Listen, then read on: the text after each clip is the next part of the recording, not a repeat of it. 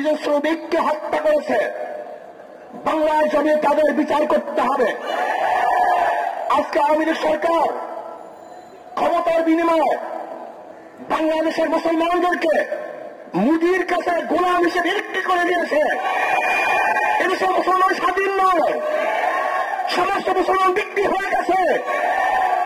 তাদের গলার মধ্যে গোলামের জিঞ্জির লাগিয়ে দেওয়া হয়েছে। আজকে ঢাকা ইউনিভার্সিটি নওয়াজ সলিমুল্লাহ দাওয়ানকি ইউনিভার্সিটি মুসলমানদের জন্য ইউনিভার্সিটি করা হয়েছিল। সেখানে মুসলমানরা নামাজ পড়তে পারবে না, ইফতার করতে পারবে না, সেখানে পূজা চলবে, মঙ্গল শুভযাত্রা চলবে। এটা বাংলাদেশের মানুষ মানতে পারে না, মানবে ইনশাআল্লাহ।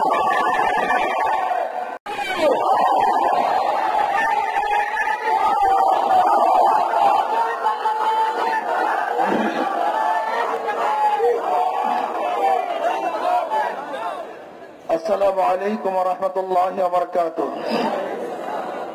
نحمد ونصلي على رسوله الكريم أما بعد. فأعوذ بالله من الشيطان الرجيم. بسم الله الرحمن الرحيم. وتعاونوا على البر والتقوى ولا تعاونوا على الإثم والعدوان. اللهم صل على محمد وعلى آل محمد.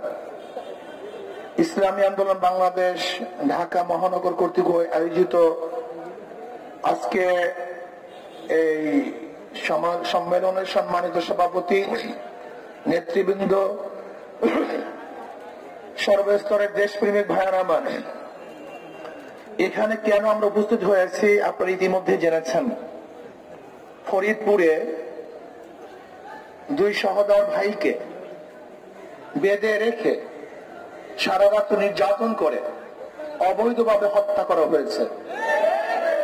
কেন হত্যা করা হয়েছে?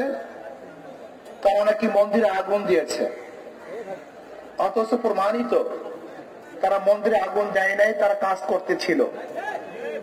কিন্তু সরকার এক সপ্তাহ হয়ে যাওয়ার পরেও হত্যাকারীদেরকে গ্রেফতার করে নাই। এমনকি মিডিয়ায় আমরা যা দেখতেছি, মনে হয় যেন এদেশে মিডিয়া নাই, ভারত পরিচালিত মিডিয়া আমাদের বাংলাদেশে আছে।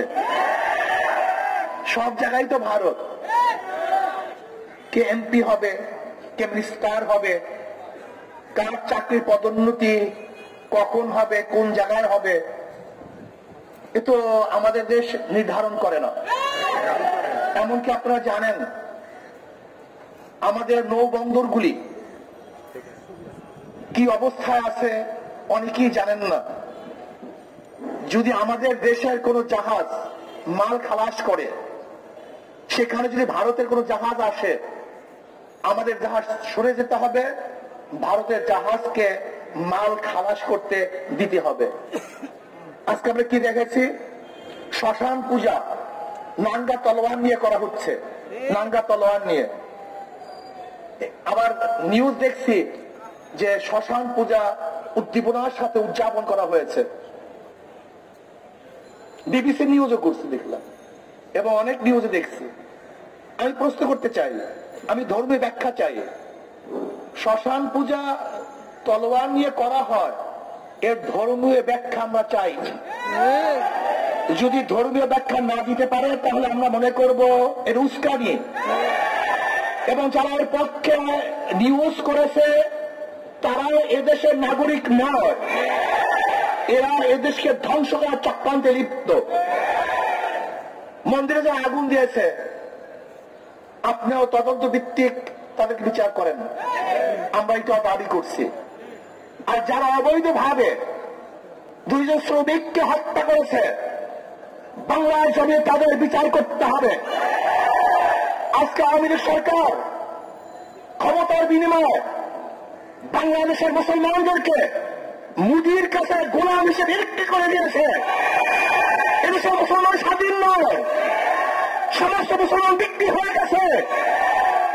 তাদের গলার মধ্যে গোলামের জিঞ্জির লাগিয়ে দেওয়া হয়েছে। আজকে ঢাকা ইউনিভার্সিটি নওয়াজ সলিমুল্লাহ দাওয়ানকি ইউনিভার্সিটি মুসলমানদের জন্য ইউনিভার্সিটি করা হয়েছিল। সেখানে মুসলমানরা নামাজ পড়তে পারবে না, ইফতার করতে পারবে না, সেখানে পূজা চলবে, মঙ্গল শুভযাত্রা চলবে। বলবে এটা কল্যাণ সদস্য মানতে